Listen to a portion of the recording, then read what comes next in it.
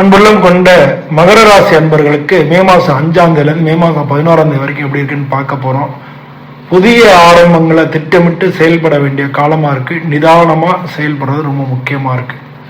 வேலை வாய்ப்புகள் தேடி வரலாம். ஆனால் நீங்கள் அதை பரிசீலனை பண்ணி ஏற்றுக்குங்க. தொழில் பண்ணுறவங்களுக்கு வாடிக்கையாளர் மேலே நம்பிக்கை ஏற்படுத்தக்கூடிய செயல்களை செய்யுங்க.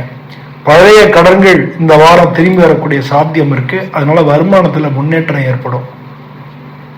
திருமணத்துக்கு அனுகூலமான வாரமா இருக்கு. அதனால திருமண சம்பந்தப்பட்ட பேச்சுவார்த்தைகள் எல்லாமே நல்லபடியா இந்த வாரத்துல முடியும். மூட்டு வலி, தோள்பட்டை பிரச்சனைகள் வரலாம். தியானம், யோகா இதெல்லாம் பண்ணீங்கன்னா கொஞ்சம் நல்லது. சனிக்கிழமை அன்னைக்கு சனீஸ்வர பகவானை வணங்குங்க. ஓம் சனீஸ்வராய நமஹ அப்படின்னு சொல்லுங்க.